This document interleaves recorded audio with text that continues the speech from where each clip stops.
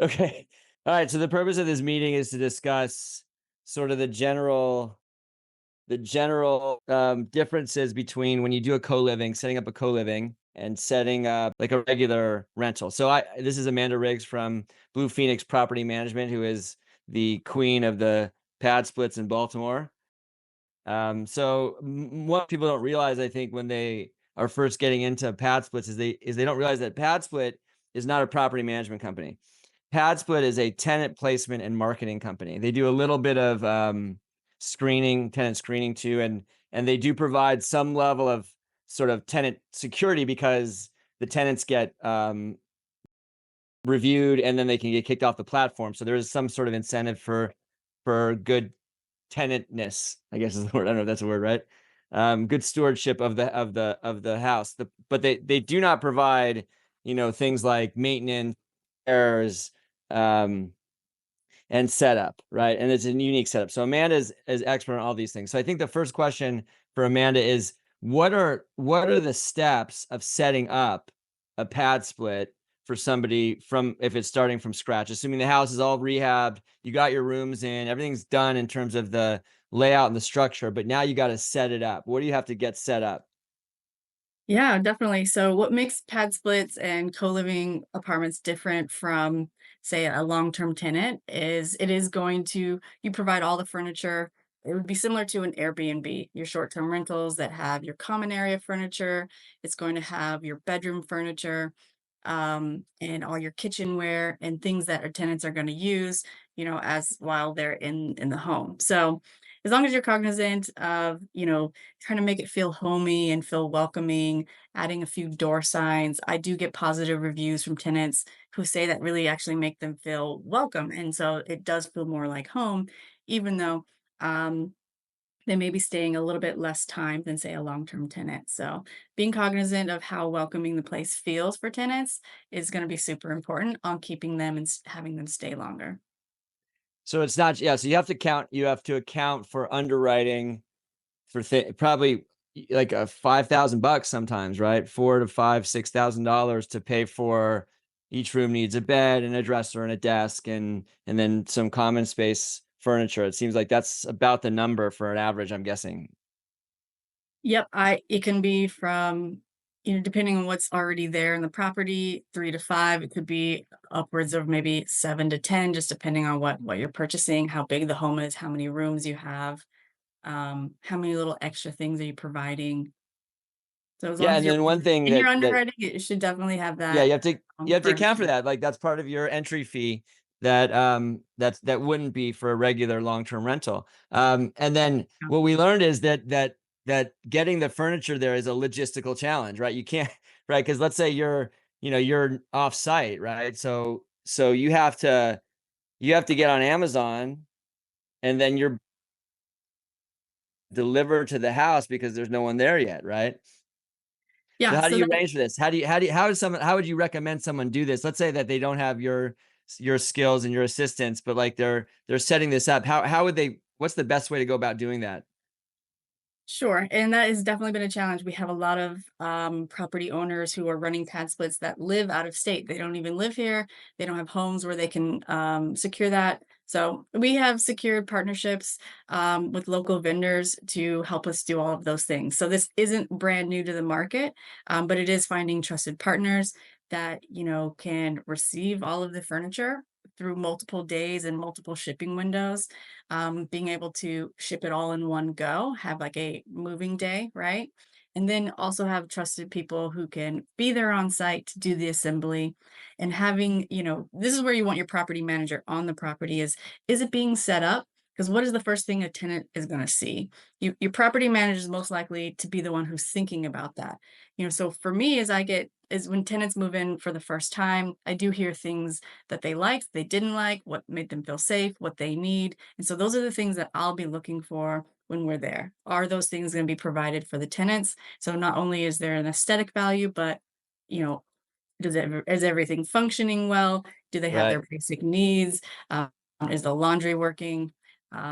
Is there, all the safety things that tenants need for them? So Okay. So yeah, I guess so it's important. This is the value. of having a property manager, not just probably, I'm guessing not any property manager. You need to find a property manager that specializes in this sort of niche, right?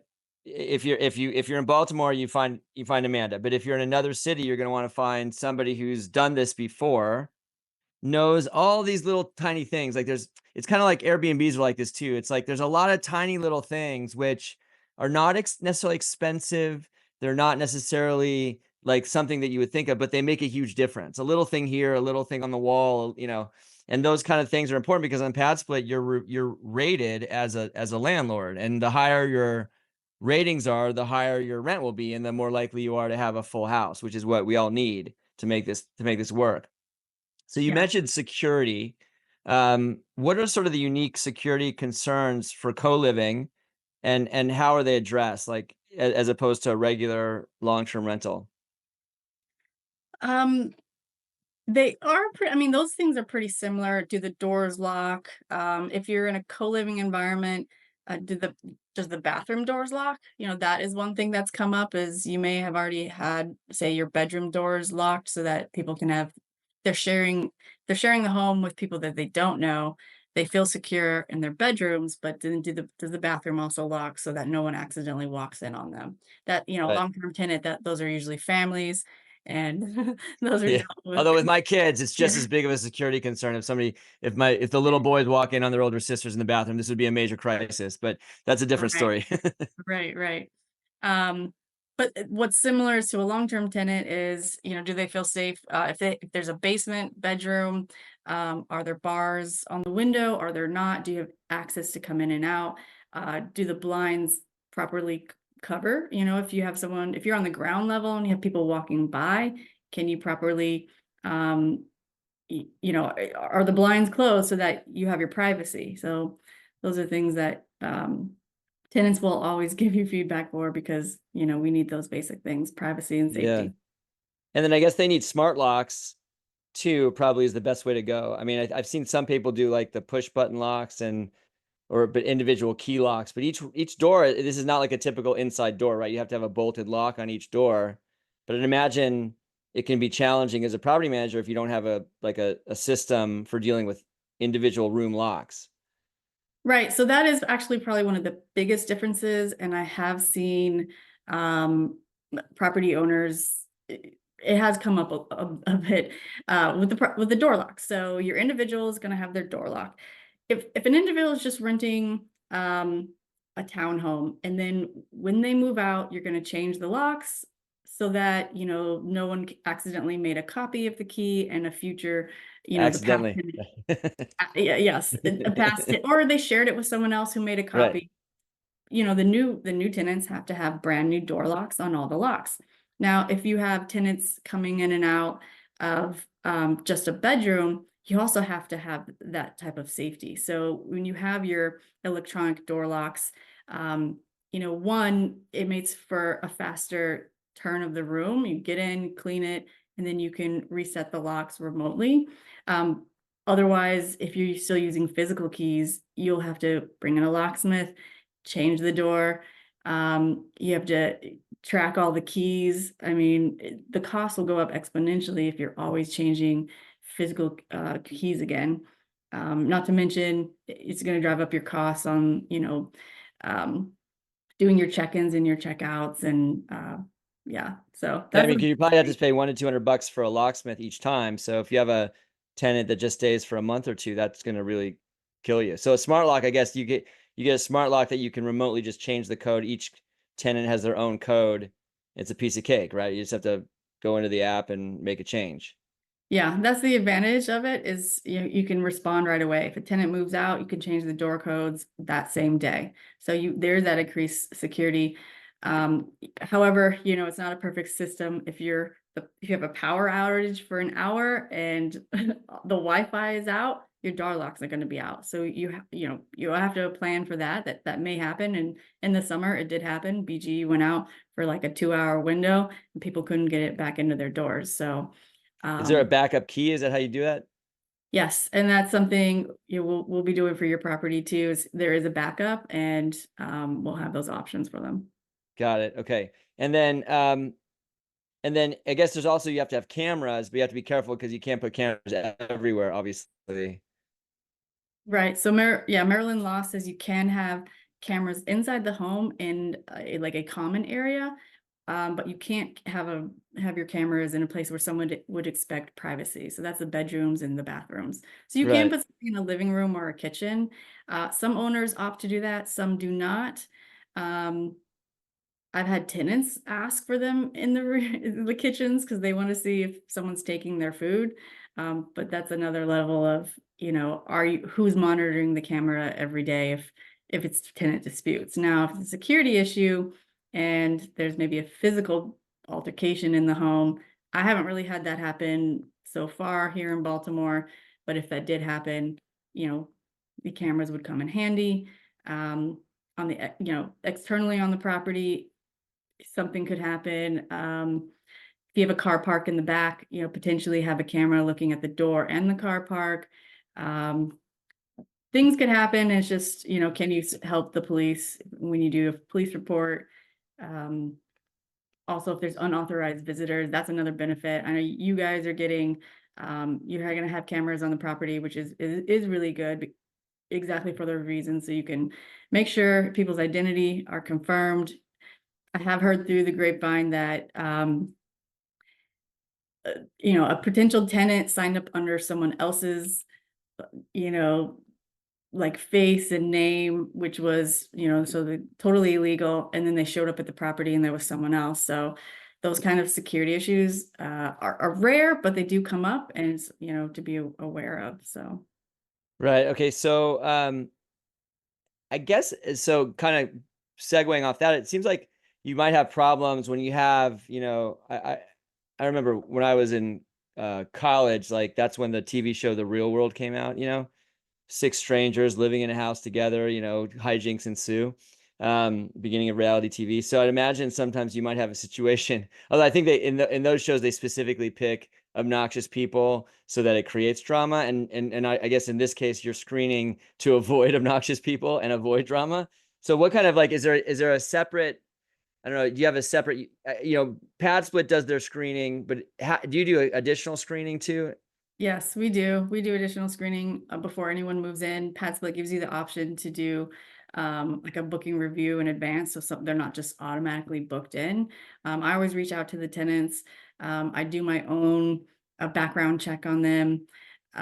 Speak to them. We do some additional layers of it, and you may not know right away. If the personality is going to fit, but that is the goal, is to have a house where the personalities get along and that there's a longer term stability. So once you kind of get that chemistry, there could be always one bad apple who's stirring the pot, and then they're causing problems with multiple tenants, and it's that one person. We get that person, we move them, we can move them to another property, or maybe they choose to move someplace else. We get them out, and then the place is all nice and calm, and the rest of the tenants get along. So um a lot of our job is managing tenant disputes or just tenant concerns, and most people are respectful if you say, hey, you work late but the other person works early.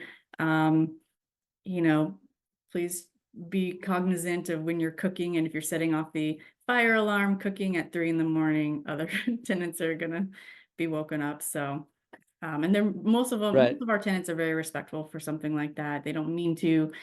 You always, if you assume good intent, people respond well, and they're not trying to do things intentionally. But we do get a bad apple every now and again, and we try to move them along or find a better option for them. Okay, right. Okay, so then if you add it all up, then if you're gonna be owning a pad split or a co-living, you're gonna have more expenses that you have to account for. Usually the revenue is higher, but there's also more expenses. So what are the expenses that you have to pay as an owner of one of these properties? Sure. This is a great question for anyone thinking to get into co-living. You should underwrite it more like an Airbnb. Same with it as an Airbnb, co-living and our properties on PadSplit. The owner does cover, you know, your basic stuff. So your mortgage, your tax, insurance. Those are pretty standard. What you will now have to pay for co-living with PadSplit is all of your utilities. Those are not deferred onto the tenant.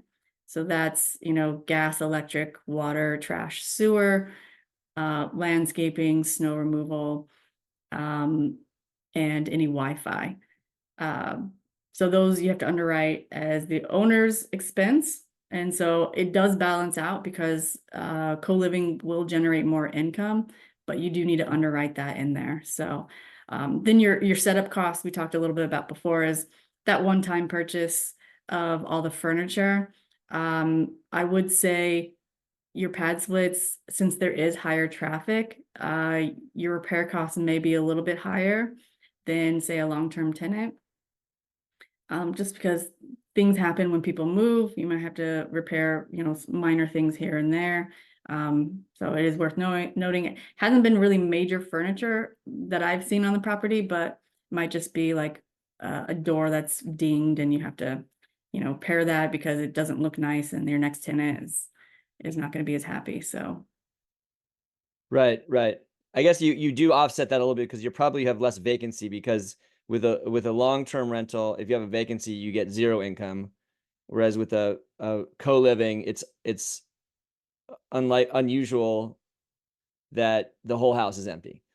yeah, so that's what makes co-living a very unique investment strategy. Most investors tend to want to move towards multifamily. So if you have one unit that's vacant or one unit in eviction, the mortgage for the whole building is going to be offset by your other units. So now co-living has taken the multifamily investment strategy and put it on the single family home. So now instead of multiple units, you have multiple rooms. So it's only just one room that's vacant. So you can underwrite it almost like a multifamily property. Granted, your mortgage is still going to be a single family residence. Right, It's not multifamily, but you get multifamily returns on a single family home for the first time. right, right, right.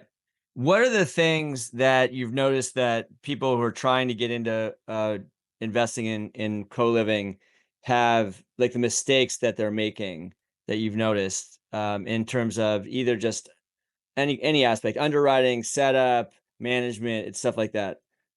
Yeah, I mean that's a good question. I was about to put together a PDF of like top 10 mistakes to avoid for new time investors or just to be aware and be cognizant of.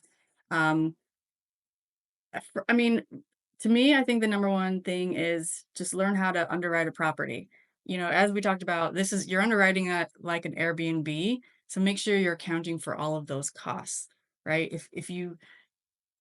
If like the purchase price is super high and you don't have a lot of wiggle room, it's going to make the investor unhappy and it's just going to be Stressed. uncomfortable. Yeah, stressed, and probably pay more than that they were expecting. So I would give yourself a little bit of wiggle room on the underwriting. Um, yeah, I would consult someone, either another property owner who's done it, or property manager, or even PadSplit. They're pretty good resources to help you estimate some of these costs. Um, that's the biggest one. If you know, you make your money on the buy side. If you buy right, then you have that wiggle room, and then you can be like, okay, this is what I really need to pay for on this property. Let's make it great. Let's make it, I can actually be thinking of what the tenant needs and how they're going to experience it versus just trying to go the cheapest thing. Got it, got it. Second, oh, No, I no, have sorry, great, keep more, going, but please. I can Drop stop. more wisdom on us, we need all the help we can get. Um, the second thing I think I've uh common the most is the door locks. Don't go cheap on the door locks. I can't tell you how many times I've had this. If you buy the cheaper door locks that are punch code, but they don't have access to an app, you're basically just having to go back to a key system. And if you're doing that again, you maybe save 50 bucks on that door lock when you purchase 5 of them, but all your locksmith or I get calls on weekends, 11 o'clock at night, and if I have to send a locksmith out there once a month or more, that's 150 bucks, minimum. Those costs are going to add up. So basically, just everything you saved on buying cheap locks go out the window in a month. Right, Probably another big one. right. Good, okay, so great. Okay, so this is super helpful. So I guess the bottom line is that setting up a pad split could be very lucrative, and it's a great opportunity. I mean, I think co-living is a major solves a major problem in the housing crisis. It's a good opportunity for investors to take properties that maybe don't work as long-term rentals and give them the chance to be profitable. But you have to include all these extra considerations, and having a property manager who specializes in this, in my opinion, is like mandatory, right? I mean, I've learned this the hard way on another property that when you don't have a good property manager, it could be a disaster. But when you have somebody who knows what they're doing, like Amanda, then that's what makes the difference. And so when I'm underwriting a property, if we're looking at a place, then the most important thing for me is not to start with the property, or you find the property, but number one is find the property management company and ask them these questions. What do you think house would rent for? What do you think it would cost to fix it up?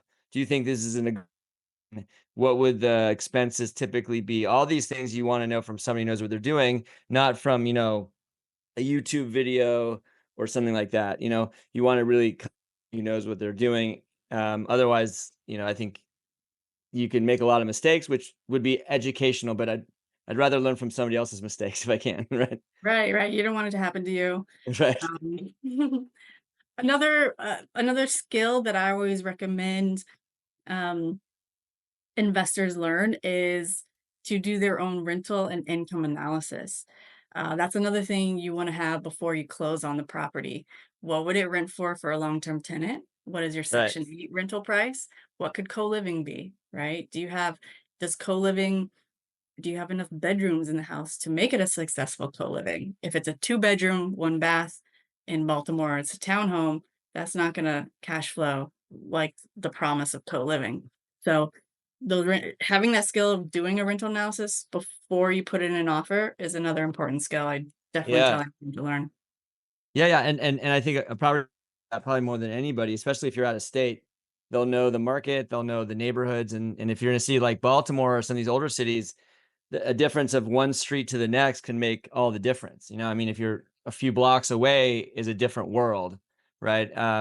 And so having that expertise, and then having somebody will tell you like, this is what I think we can get for it. Oh, it's in Denver that we found a property manager that specializes in this, and he said I actually wasn't gonna close on it, but then I spoke with him and he looked at the house. He says, "I know this house, I know this neighborhood. I could fill it with this many people at this price, and it won't be a problem." And then I was like, "Okay, well then it works, right? If you do all the numbers, And then you got to be careful. You never fall in love with a property. You fall in love with the numbers, right? That's And very true. assuming the numbers are accurate. So and so that's the education. And so this is a great opportunity. And so for us, like we always want to have as many exit strategies as possible. So if you have a house that doesn't work for long-term rental or doesn't do great for long-term rental, but it may be that it's a great co-living opportunity. And if you find the right expertise, the right people that can manage these things, then you can make it work. And I think is finding the people that know what they're doing and letting them do what they do best, and just sort of handing the keys over. I guess we're handing the smart lock app over. Okay, anything else you think we should know, Amanda? I'd say come back for part 2. I'm sure I have another list of things to avoid, but also benefits of working in co-living. I'm super excited about it. There's a lot of opportunity. We're still growing here in Baltimore, and in the surrounding areas.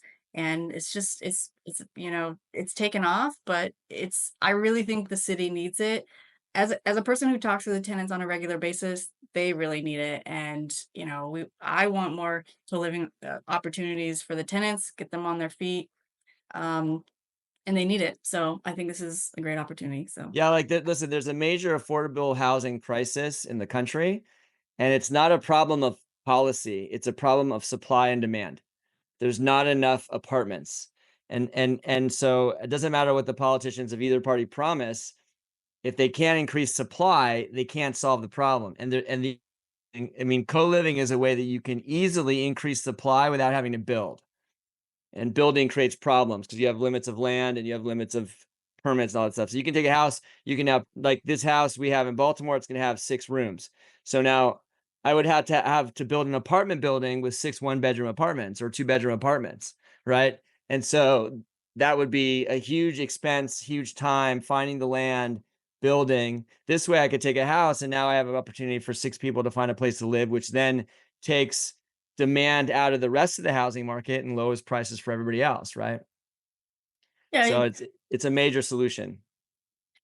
and definitely, yeah. I mean, we're operating in Baltimore. We're city. The land is an issue, but just even thinking about it again from like a tenant's perspective, or you and I, prices are raising for everything, right? Right. Inflation is going up, or hopefully it's curved a little bit, but prices are still high. And so, if you are in a situation where you need to save money to get yourself in a better standing, I've seen a lot of people transfer jobs this fall. They've lost their job. They're trying to find a new one. They need a buffer, right? And like if you are stuck in a high rent apartment building, that's not a place where you can save cash. But co-living offers that people temporarily, and it gets them back on their feet when they're in a situation that they can be, happier and more productive in society. So that Yeah. aspect to the city is just huge. Yeah, let's hope the politicians don't screw it up. Yes, agreed. Odds are not in our favor, but we'll see. Listen, we have to you have to play the hand you're dealt, right? Okay, well, Yeah. Amanda, this was super helpful. And then so Blue Phoenix Property Management, if you're looking to buy a co-living property in Baltimore, your number one call is Amanda. But not if we call her first. Okay. Awesome. Okay. Thank you. All right. Thank you so much.